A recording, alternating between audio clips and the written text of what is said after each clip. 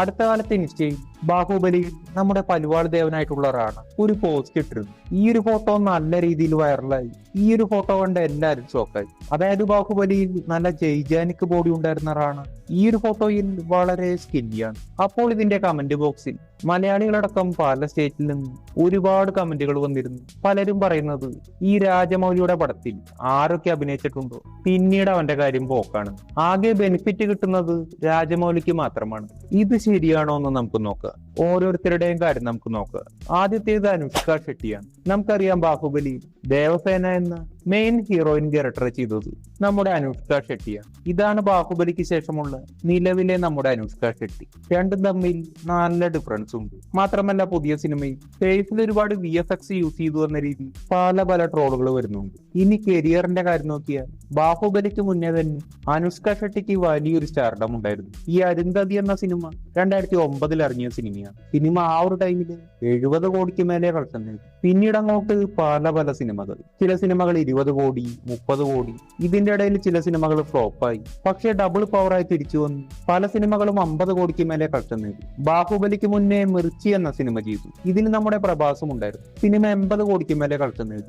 അങ്ങനെ കരിയറിന്റെ പീക്കിൽ നിൽക്കുമ്പോൾ ബാഹുബലി 1 സിനിമ ചെയ്തു. നമുക്ക് പിന്നെ പറയേണ്ട കാര്യമില്ല, സിനിമ 650 കോടിക്ക് മേലെ കളക്ഷൻ നേടി. ഓൾറെഡി ഒരു പീക്ക് സ്റ്റാർഡമുള്ള ഇങ്ങനെ ഒരു മാസീവ് സക്സസ് കൂടി നേടിയ പിന്നെ പറയേണ്ട കാര്യമില്ല, അതൊരു അൾട്രാ സ്റ്റാർഡം തന്നെയായി. പക്ഷെ പലരും പറയുന്നത് ഇവിടെ നേരെ ഓപ്പോസിറ്റ് സംഭവിച്ചു എന്നാണ്. ബാഹുബലിക്ക് ശേഷം അനുഷ്ക ഷെട്ടിയുടെ രുദ്രാമ ദേവി എന്ന സിനിമ വന്നു. സിനിമയ്ക്ക് ഒരു 60 കോടിക്ക് മേലെ ബഡ്ജറ്റ് ഉണ്ടായിരുന്നു. ഒരു 80 കോടിക്ക് അടുത്ത് മാത്രമേ കളക്ഷൻ നേടിയുള്ളൂ. ഒരു പാൻ ഇന്ത്യൻ സിനിമയായിരുന്നു. പക്ഷേ പ്രതീക്ഷിച്ചത്ര വിജയം നേടിയില്ല. മറ്റൊരു കാര്യം അതെന്നാൽ ഇതിൽ നമ്മുടെ പലുവാൾ ദേവൻ നായകനായി വരുന്നു.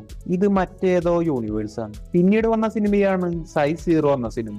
ഇതൊരു ബോംബായി മാറി. പിന്നീട് സിംഗൻ 2 എന്ന സിനിമ ചെയ്തു. ഇത് 100 കോടിക്ക് മേലെ കളക്ഷൻ നേടി. പക്ഷേ സെയിം ടൈമിൽ ഓം നമോ വെങ്കടേശായ എന്നൊരു സിനിമ ഇറങ്ങി. ഇതൊരു ഡിസാസ്റ്റർ സിനിമയായിരുന്നു. പിന്നീടാണ് ബാഹുബലി 2 സിനിമ വന്നത്. നമുക്ക് പിന്നെ പറയേണ്ട കാര്യമില്ല, സിനിമ ഒരു മാസീവ് സക്സസ് ആയിരുന്നു. 1700 കോടിക്ക് മേലെ കളക്ഷൻ നേടി. അങ്ങനെ കരിയർ പീക്ക് ലെവലിൽ നിൽക്കുമ്പോൾ ബാഹുബലി 2 ശേഷം അനുഷ്ക പിന്നീട് അങ്ങോട്ട് അത്ര ആക്റ്റീവ് ആയില്ല. ചുരുക്കം ചില സിനിമകൾ മാത്രമേ ചെയ്തു. പിന്നീട് വന്ന സിനിമയാണ് ഭാഗമത്. സിനിമ വലിയൊരു വിജയം നേടി. പിന്നീട് വന്ന സിനിമയാണ് നിശബ്ദം. ഇതൊരു OTT റിലീസായിരുന്നു. നെഗറ്റീവ് റെസ്പോൺസ് ആയിരുന്നു. പിന്നീട് മിസ് ഷെട്ടി എന്ന സിനിമ ചെയ്തു. ഇത് 2023 ഈ ഒരു സിനിമയും വിജയം നേടി. പിന്നീട് കഴിഞ്ഞ വർഷം ഘാട്ടി എന്ന സിനിമ ചെയ്തു. ഈ ഒരു സിനിമ വലിയൊരു ഫ്ലോപ്പ് ആയിരുന്നു. ഒരുപാട് നെഗറ്റീവ് റെസ്പോൺസ് വന്നു, ട്രോളുകൾ വന്നു. ഫേസിൽ ഒരുപാട് CGI യൂസ് ചെയ്തു. സിനിമയിലെ ആളെ തിരിച്ചറിയുന്നേയില്ല. അങ്ങനെയുള്ള രീതിയിൽ ഒരുപാട് ട്രോളുകൾ വന്നു. ഇതുകൊണ്ടെല്ലാം അനുഷ്ക സോഷ്യൽ മീഡിയയിൽ നിന്നും ഒരു ബ്രേക്ക് എടുത്തു. അങ്ങനെ നോക്കിയാൽ ബാഹുബലി സിനിമയ്ക്ക് ശേഷം 4 സിനിമകൾ മാത്രമേ അനുഷ്ക ചെയ്തിട്ടുള്ളൂ. ഇതിൽ 2 സിനിമയും ഫ്ലോപ്പ് ആയിരുന്നു. അങ്ങനെ ടോട്ടലി നിലവിലെ കാര്യം നോക്കിയാൽ സിനിമയിൽ അനുഷ്ക ആക്റ്റീവ് അല്ല. നിലവിലെ സിനിമകൾ ഫ്ലോപ്പാണ്. ബ്രാൻഡ് വാല്യൂ അല്പം കുറഞ്ഞിട്ടുണ്ട്. ലുക്കിലും ചെറുതായി ചേഞ്ചസ് ഉണ്ട്. അടുത്തത് പലുവാൾ ദേവനാണ്. നമ്മുടെ റാണയ്ക്ക് എന്ത് പറ്റിയെന്ന് നോക്കാം. റാണയുടെ ഫാമിലി ഓൾറെഡി വളരെ ഫേമസ് ആയ ഒരു ഫിലിം പ്രൊഡ്യൂസർ ഫാമിലിയാണ്. ആദ്യകാലങ്ങളിൽ റാണ സിനിമയിൽ VFX വർക്ക് ചെയ്യുമായിരുന്നു. ഇതിലൂടെ അദ്ദേഹത്തിന് സ്റ്റേറ്റ് അവാർഡ് വരെ കിട്ടിയിട്ടുണ്ട്. പിന്നീട് ബൊമ്മലാട്ട എന്നൊരു സിനിമ പ്രൊഡ്യൂസ് ചെയ്തു. ആ ഒരു സിനിമയ്ക്ക് നാഷണൽ അവാർഡ് വരെ കിട്ടി. പിന്നീട് റാണ സിനിമയിൽ അഭിനയിച്ചു തുടങ്ങി. ഹിന്ദി, ബോളിവുഡ്, തമിഴ്, അങ്ങനെ ചെറുതും വലുതുമായ പല റോളുകൾ. ഈ ഒരു സെയിം ടൈമിൽ രാജമൗലി ബാഹുബലി സിനിമയ്ക്ക് വേണ്ടി നായകനായി പ്രഭാസിനെ ഓൾറെഡി ഫിക്സ് ചെയ്തു. പ്രഭാസിന് ഓൾറെഡി 6 അടിക്ക് മേലെ ഹൈറ്റ് ഉണ്ട്. വില്ലന് സിനിമയിലെ നായകനേക്കാൾ ഹൈറ്റ് വേണം, നായകനേക്കാൾ ബോഡിയും വേണം. വളരെ ടെററായ വില്ലനാണ്. അപ്പോഴാണ് രാജമൗലി റാണയുടെ ചില സിനിമകൾ കണ്ടത്. റാണയുടെ ഹൈറ്റും ബോഡിയും കണ്ട് രാജമൗലി ഇംപ്രസ് ആയി. അങ്ങനെ രാജമൗലി റാണയെ നേരിട്ട് കണ്ടു. രാജമൗലി ആ ഒരു ടൈമില് നല്ല പേര് കേട്ട ഡയറക്ടറാണ്. ഈച്ച, മഗധീര, ചക്രവർത്തി തുടങ്ങി പല സിനിമകൾ. അങ്ങനെ റാണയോട് പറഞ്ഞു, നിങ്ങൾ ഇതിൽ വില്ലൻ ക്യാരക്ടർ ആയിരിക്കും, പക്ഷെ ഒരു നോർമൽ വില്ലൻ അല്ല, വളരെ പവർഫുൾ ആയിട്ടുള്ള മെജസ്റ്റിക് ആയിട്ടുള്ള വില്ലൻ. അങ്ങനെ റാണിക്കും ഇഷ്ടപ്പെട്ടു. സിനിമയിലും ഒക്കെ പറഞ്ഞു. ഈ ഒരു സിനിമയ്ക്ക് ഒരു 5 കൊല്ലത്തെ കരാറുണ്ടായിരുന്നു. അങ്ങനെ റാണയും പ്രഭാസും കൂടി നല്ല രീതിയിൽ വർക്ക്ഔട്ട് ചെയ്തു. ബോഡി ഉണ്ടാക്കാൻ സ്റ്റിറോയിഡ് യൂസ് ചെയ്തു. സിനിമ കഴിഞ്ഞപ്പോൾ സ്റ്റിറോയിഡിന്റെ സൈഡ് എഫക്ട് വന്നു. അങ്ങനെ രണ്ടുപേരും ഇങ്ങനെയായി എന്ന് പലരും പറയും. പ്രഭാസിന്റെ കാര്യം നോക്കിയാൽ ബാഹുബലി കഴിഞ്ഞുള്ള നെക്സ്റ്റ് മൂവി തന്നെ വലിയൊരു വിജയം നേടിയിട്ടുണ്ട്. റാണയുടെ കാര്യം നോക്കിയാൽ ബാഹുബലി സിനിമയ്ക്ക് ശേഷം റാണ ചില സർജറികൾ ചെയ്തു. പിന്നീട് പല സിനിമകളിൽ സൈഡ് ക്യാരക്ടർ ചെയ്തു. ലേറ്റസ്റ്റ് വേട്ടയാൻ സിനിമയിൽ വില്ലൻ ക്യാരക്ടർ ചെയ്തു. പക്ഷേ വേട്ടയാൻ സിനിമ വലിയൊരു വിജയം നേടിയില്ല. പിന്നീട് വന്ന സിനിമയാണ് കാന്ത. ഇത് കഴിഞ്ഞ വർഷം പുറത്തിറങ്ങിയ സിനിമയാണ്. ഈ ഒരു സിനിമയ്ക്ക് അത്യാവശ്യം പോസിറ്റീവ് റെസ്പോൺസ് ആയിരുന്നു. പക്ഷേ കളക്ഷൻ വൈസ് നോക്കുമ്പോൾ വലിയൊരു വിജയം നേടിയില്ല. ഇനി പ്രഭാസിന്റെ കാര്യം നമുക്കറിയാം. പിന്നീട് വന്ന രാധേശ്യാം സിനിമ ഒരു ഡിസാസ്റ്റർ ആയിരുന്നു. ആദിപുരുഷ് സിനിമ ഒരു പാൻ ഇന്ത്യൻ ഡിസാസ്റ്റർ. പിന്നീട് സലാർ സിനിമ വന്നു, ബ്ലോക്ക് ബസ്റ്റർ വിജയം നേടി. കൽക്കി സിനിമ വന്നു, ബ്ലോക്ക് ബസ്റ്റർ വിജയം നേടി. പിന്നീട് കണ്ണപ്പ എന്ന സിനിമയിൽ ക്യാമിയോ ചെയ്തു. കണ്ണപ്പ ഒരു ഡിസാസ്റ്റർ ആയിരുന്നു. പക്ഷെ പ്രഭാസിന്റെ സിനിമയല്ല, ഇതും ഫ്ലോപ്പാണ്. പിന്നീട് നിലവിൽ വന്ന സിനിമയാണ് രാജാ സാബ്. ഇതും ഫ്ലോപ്പാണ്. ഇതെല്ലാം രാജമൗലിയുടെ ശാപമാണെന്നാണ് പലരും പറയുന്നത്. ഇനി നമുക്ക് റിയാലിറ്റി നോക്കാം. നമുക്ക് ആദ്യം അനുഷ്ക ഷെട്ടിയുടെ കാര്യം തന്നെ നോക്കാം. അനുഷ്ക ഷെട്ടിയുടെ ലുക്ക് നിലവിൽ അല്പം ചേഞ്ച് ആയിട്ടുണ്ട്. ബാഹുബലി ടൈമിൽ പ്രഭാസിനും റാണയ്ക്കും 5 കൊല്ലത്തെ കരാറുണ്ടായിരുന്നു. കാരണം ഇവർ രണ്ടുപേരുമാണ് ഈ ഒരു സിനിമയിൽ കൂടുതൽ സ്ക്രീൻ ഷെയർ ചെയ്യുന്നത്. അപ്പോൾ ഈ ഒരു ടൈമിൽ മറ്റു സിനിമയിൽ അഭിനയിക്കാൻ കഴിയില്ല. അനുഷ്ക ഷെട്ടിക്ക് സ്ക്രീൻ ടൈം ഉള്ളത് ബാഹുബലി 2 സിനിമയിൽ മാത്രമാണ്. ഇതുകൊണ്ട് തന്നെ അനുഷ്ക ഷെട്ടിക്ക് മറ്റു സിനിമയിൽ അഭിനയിക്കാൻ കഴിയുമായിരുന്നു. അങ്ങനെ ബാഹുബലി 2ന്റെ ഗ്യാപ്പിൽ അനുഷ്ക മറ്റൊരു സിനിമയിൽ അഭിനയിച്ചു. തന്റെ കരിയറിലെ തന്നെ ഏറ്റവും റിസ്ക് എടുത്ത സിനിമ. ആ ഒരു സിനിമയാണ് സൈസ് സീറോ. ഈ ഒരു സിനിമയിൽ ഓവർ വെയിറ്റഡ് ആയ ഒരു ക്യാരക്ടറാണ്. ഈ ഒരു സിനിമയ്ക്ക് വേണ്ടി അനുഷ്ക നല്ല രീതിയിൽ വെയിറ്റ് കൂട്ടി. പക്ഷെ പിന്നീട് അങ്ങോട്ട് വെയിറ്റ് കുറയ്ക്കാൻ പറ്റുന്നില്ല. പല ആക്ടേഴ്സും സിനിമയ്ക്ക് വേണ്ടി വെയിറ്റ് കൂട്ടുകയും കുറയ്ക്കുകയും ചെയ്യാറുണ്ട്. അനുഷ്ക ഇങ്ങനെ ആദ്യമായി ട്രൈ ചെയ്തതായിരുന്നു. പക്ഷെ എത്ര ഡയറ്റ് എടുത്തിട്ടും ട്രെയിനിങ് എടുത്തിട്ടും വെയിറ്റ് കുറയുന്നില്ല. ചില ആളുകളുടെ ബോഡിയിൽ സ്ലോ മെറ്റബോളിസം ആയിരിക്കും. ഈ ഒരു സിനിമയാണെങ്കിൽ ബോക്സ് ഓഫീസിൽ വലിയൊരു ഫ്ലോപ്പുമായി. ഈ ഒരു സിനിമയ്ക്ക് വേണ്ടി അനുഷ്ക 20 കിലോ വെയിറ്റ് കൂട്ടി. ഹെൽത്ത് കണ്ടീഷനും ചെറിയ രീതിയിൽ മോശമായി. 2016 തന്നെ ബാഹുബലി 2 സിനിമ ഇറങ്ങേണ്ടതായിരുന്നു. കണ്ടിന്യൂറ്റി സീനുകൾ ഷൂട്ട് ചെയ്യാൻ അനുഷ്കയ്ക്ക് വേണ്ടി വെയിറ്റ് ചെയ്തു. അങ്ങനെ സിനിമ ഇറങ്ങിയത് 2017-ലാണ്. അനുഷ്ക ഏകദേശം വെയിറ്റ് കുറയ്ക്കാൻ നല്ല രീതിയിൽ ഹാർഡ് വർക്ക് ചെയ്തു. മാത്രമല്ല സിനിമയിൽ CGI യൂസ് ചെയ്തു. അപ്പോൾ അങ്ങനെ അനുഷ്ക വെയിറ്റ് ഗെയിൻ ചെയ്തു. പിന്നീട് കരിയറിൽ വലിയൊരു ബ്രേക്ക് എടുത്തു. പിന്നീട് 4 സിനിമകളെ ചെയ്തു. കരിയറിൽ ബ്രേക്ക് എടുക്കുന്നത് നടീനടന്മാരുടെ പേഴ്സണൽ ചോയ്സ് ആണ്. പിന്നീട് 4 സിനിമകളെ ചെയ്തുള്ളൂ. 2 സിനിമകൾ വിജയിച്ചു, 2 സിനിമകൾ ഫ്ലോപ്പായി. ഇതും നോർമലായ ഒരു സംഭവം. പിന്നെയുള്ളതാണ് അനുഷ്കയുടെ ലേറ്റസ്റ്റ് ലുക്ക്. നമ്മൾ പറഞ്ഞിരുന്നു അനുഷ്ക വെയിറ്റ് ലോസ് ചെയ്യാൻ വളരെ ബുദ്ധിമുട്ടിയിരുന്നു. ഈ ഒരു സിനിമയിലും അത്യാവശ്യം വെയിറ്റ് ഉണ്ട്. പിന്നെയുള്ളത് ഏജിന്റേതായ ചില ഡിഫറൻസ് ആണ്. ബാഹുബലി സിനിമ ഇറങ്ങിയിട്ട് ഇപ്പോൾ ഏകദേശം 10 കൊല്ലമായി. CGIയുടെ കാര്യം നമ്മൾ പല വീഡിയോയിൽ പറഞ്ഞിട്ടുണ്ട്. എല്ലാ ബിഗ് ബഡ്ജറ്റ് സിനിമയും ഫേസിൽ ഒരു ഡിജിറ്റൽ ടച്ചപ്പ് ചെയ്യുന്നുണ്ട്. VFX കമ്പനിയുടെ മിസ്റ്റേക്ക് കൊണ്ട് ചില ടൈമിൽ അത് നല്ല രീതിയിൽ എടുത്തു കാണിക്കും.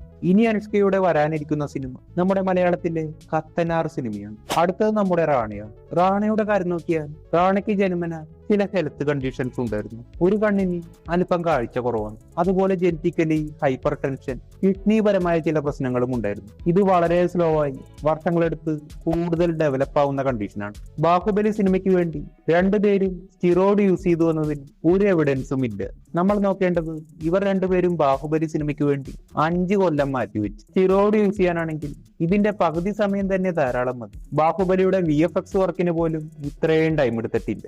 Both of us had no jobs for about 5 years except training and looking like what we look in this film. I mean, it's not computer generated, it's human generated. ഇനി ഒരു 5 കൊല്ലം കൊണ്ട് 20 കിലോ വെയിറ്റ് ഗെയിൻ ചെയ്യാനും അതിലൊരു 12 kilo വരെ muscle gain ചെയ്യാനും naturally പറ്റുമോ എന്ന് ചോദിച്ചാൽ അത് 100% പറ്റുന്ന കാര്യമാണ്. നമ്മളത് ഓൾറെഡി എക്സ്പ്ലെയിൻ ചെയ്തു ഈ ഒരു വീഡിയോയിൽ പറഞ്ഞിരുന്നു. മാത്രമല്ല ഹൈറ്റ് കൂടുതലുള്ള വ്യക്തിക്ക് കൂടുതൽ മസിൽ ക്യാരി ചെയ്യാൻ കഴിയും. നല്ലൊരു ജൈജാനിക് ലുക്കും തോന്നിക്കും. റാണയ്ക്ക് 6 അടി 3 ഇഞ്ച് ഹൈറ്റ് ഉണ്ട്. ഇനി സിനിമയിലേക്ക് വരുമ്പോൾ എത്ര മസിലുള്ള നടന്മാരാണെങ്കിൽ അവർ ഇതിനു പുറമെ ഒരു ഡിജിറ്റൽ ടച്ചപ്പ് കൂടി ബോഡിയിൽ ചെയ്യും. പിന്നീട് റാണ ബാഹുബലി സിനിമ എല്ലാം കഴിഞ്ഞ് വേറെയും ചില സിനിമകൾ ചെയ്തു. ഒരു ദിവസം ഐ ടെസ്റ്റ് ചെയ്യാൻ പോയപ്പോൾ ബ്ലഡ് പ്രഷർ ചെക്ക് ചെയ്തു.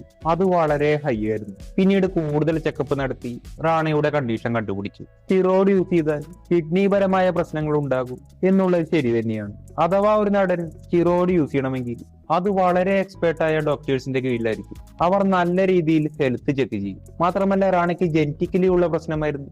ലോങ് ടൈമായി സ്ലോലി ഡെവലപ്പായി വരുന്നതാണ്. ഇങ്ങനെയുള്ള ഒരു നടൻ അറിയാതെ സ്റ്റിറോയിഡ് കൂടി യൂസ് ചെയ്താൽ അത് വളരെ ഡേഞ്ചർ ആയിരിക്കും. അപ്പോൾ നമ്മൾ നോക്കിക്കഴിഞ്ഞാൽ ജനറ്റിക്കലി ഉള്ള പ്രശ്നമാണെങ്കിൽ ബാഹുബലി സിനിമയിൽ അഭിനയിച്ചില്ലെങ്കിൽ റാണയ്ക്ക് ഇത് വരാനുള്ള ചാൻസ് ഉണ്ട്. ബാഹുബലി സിനിമയിലെ ഹെവി വർക്കൗട്ട് മൂലം ഈ ഒരു കണ്ടീഷൻ അല്പം കൂടി ഫാസ്റ്റ് ആയി ഒരു നോട്ടീസബിൾ പ്രശ്നമായിട്ടുണ്ടാവുക. ഇതുകൊണ്ട് നമുക്ക് ബാഹുബലി സിനിമ കൊണ്ടാണ് ഈ ഒരു പ്രശ്നം ഉണ്ടായത് എന്ന് പറയാൻ കഴിയില്ല. ഇനി പ്രഭാസിന്റെ കാര്യം നോക്കിയാൽ ബാഹുബലി സിനിമയ്ക്ക് ശേഷം പ്രഭാസിന്റെ ലുക്ക് ആകെ ചേഞ്ച് ആയി എന്ന് പറയുന്നു. ഇത് ശരി തന്നെയാണ്. നമ്മളത് ഓൾറെഡി ഈ ഒരു വീഡിയോയിൽ പറഞ്ഞിരുന്നു. ഇതിന് പല കാരണങ്ങളുണ്ട്. 10 കൊല്ലത്തെ ഏജിന്റേതായ ഡിഫറൻസ് ഉണ്ടാവാം. മറ്റൊരു കാരണമാണ് ബാഹുബലി സിനിമയിൽ സ്ട്രിക്റ്റ് ഡയറ്റ് ഉണ്ടായിരുന്നു. ആ ഒരു ഡയറ്റ് കീപ്പ് ചെയ്തില്ലെങ്കിൽ അതിൻ്റെതായ ചേഞ്ചുകൾ ഉണ്ടാവും. പ്രഭാസ് ഓൾറെഡി ഒരു ഫുഡ് ലവർ കൂടിയാണ്. മറ്റൊരു കാര്യമാണ് പ്രഭാസ് നീ സർജറി ചെയ്തിരുന്നു. ഇത് ബാഹുബലിയുടെ ഷൂട്ടിംഗ് ടൈമിൽ ആ ഒരു ടൈമിൽ നടന്നതാണെന്നാണ് പലരും പറയുന്നത്. എന്നാൽ ഇത് സാഹോ, രാധേശ്യാം ആ ഒരു ഷൂട്ടിംഗ് ടൈമിലാണ്. ഇങ്ങനെ ഒരു ഫിസിക്കൽ സ്ട്രെസിന്റെ ഭാഗമായി ബോഡിയിൽ ചില ചേഞ്ചസ് വരും. അത് പതുക്കെ റിക്കവറായി വരികയും ചെയ്യും. മറ്റൊരു കാര്യമാണ് പ്രഭാസ് ഫേസിൽ VFX യൂസ് ചെയ്യുന്നത്. നമ്മൾ പറഞ്ഞിരുന്നു എല്ലാ ബിഗ് ബഡ്ജറ്റ് സിനിമയിലും ഫേസിൽ ഡിജിറ്റൽ ടച്ചപ്പ് ചെയ്യുന്നുണ്ട്. ബാഹുബലിയിൽ അടക്കം ചെയ്തിട്ടുണ്ട്. ബാഹുബലി, കൽക്കി, സലാർ ഇതിലൊന്നും ഫേസിൽ വലിയൊരു കുഴപ്പമില്ല. എന്നാൽ ആദിപുരുഷ്, രാജാ സാബ്, രാധേശ്യാം ഇതിലെല്ലാം ചെറുതായ ഒരു കുഴപ്പമുണ്ട്. നമ്മൾ നോക്കേണ്ടത് ആ ഒരു സിനിമയ്ക്ക് തന്നെ കുഴപ്പമുണ്ട്. അപ്പോൾ VFX ക്വാളിറ്റിയുടെ കാര്യം നോക്കേ വേണ്ട. മറ്റൊരു കാര്യമാണ് ബാഹുബലിക്ക് ശേഷം പ്രഭാസിന്റെ പല സിനിമകളും ഫ്ലോപ്പാണെന്ന്. നമ്മൾ ഈ ഫ്ലോപ്പ് സിനിമകൾ നോക്കിയാൽ അതിന്റെ റീസൺ നമുക്ക് തന്നെ മനസ്സിലാക്കാവുന്നതേ ഉള്ളൂ. ഏത് സിനിമയാണെങ്കിലും ഓഡിയൻസിന് ഇഷ്ടപ്പെട്ടാൽ മാത്രമേ സിനിമ വിജയിക്കുകയുള്ളൂ. ഇതെല്ലാം സ്ക്രിപ്റ്റ്, ഡയറക്ഷൻ അങ്ങനെ പലതും ഡിപ്പെൻഡ് ചെയ്താണ്. ചില സിനിമകൾ ഹിറ്റ് ആവുന്നു, ചില സിനിമകൾ ഫ്ലോപ്പ് ആവുന്നു. അപ്പോൾ ചുരുക്കി പറഞ്ഞാൽ നമുക്ക് വേണമെങ്കിൽ ഇതെല്ലാം രാജമൗലിയുടെ കഴുത്തിലേക്ക് ഇടാം. രാജമൗലി ഒരു മാൻഡ്രേക്ക് ആണെന്ന് പറയാം. പക്ഷെ റിയാലിറ്റി നോക്കിയാൽ യഥാർത്ഥത്തിൽ അങ്ങനെയല്ല. ഓരോന്നിനും ഓരോ കാരണങ്ങളുണ്ട്. രാജമൗലി ഓൾറെഡി 10-12 സിനിമ എടുത്തു കഴിഞ്ഞു. ഇതിനു മുമ്പും പ്രഭാസിനെ വെച്ച് സിനിമ എടുത്തിട്ടുണ്ട്. ബാഹുബലിക്ക് ശേഷവും സിനിമ എടുത്തിട്ടുണ്ട്. രാജമൗലി പടത്തിൽ അഭിനയിച്ചാൽ പിന്നീട് കാര്യം പോക്കാണ് എന്ന് പറയാൻ നമുക്ക് കഴിയില്ല. ഒരു നടൻ ഒരു സിനിമയിൽ അഭിനയിച്ച് ഒരു ബ്രാൻഡ് നടനായാൽ ആ ഒരു നടന് പാൻ ഇന്ത്യൻ ഓഡിയൻസ് ഉണ്ടാവും. ആ ഒരു സിനിമയ്ക്ക് നല്ല ഹൈപ്പ് ഉണ്ടാവും. സിനിമ മുമ്പത്തെ സിനിമ പോലെ അല്ലെങ്കിൽ ആ ഒരു സിനിമ പെട്ടെന്ന് ഫ്ലോപ്പ് ആവും. ഇതാണ് ബ്രാൻഡ് ആയാലുള്ള പ്രശ്നം. നല്ലൊരു ഓവർ ഹൈപ്പ് ആയിരിക്കും. ഹിറ്റ് ആയാൽ വലിയ ഹിറ്റ്, ഫ്ലോപ്പ് ആയാൽ വലിയ ഫ്ലോപ്പ്. യഷിന്റെ വരാനിരിക്കുന്ന സിനിമ ഹൈപ്പിന്റെ അത്ര ഇല്ലെങ്കിൽ ഫ്ലോപ്പ് ആയെന്ന് വരാം. ഈ ഒരു സംഭവം നടന്മാർക്ക് മാത്രമല്ല ഡയറക്ടേഴ്സും ബ്രാൻഡാവും, ഡയറക്ടേഴ്സിനും ബാധകമാണ്. രാജമൗലിയുടെ പടം നല്ലതല്ലെങ്കിൽ ചിലപ്പോൾ അതുവരെ ഫ്ലോപ്പ് ആയെന്ന് വരാം.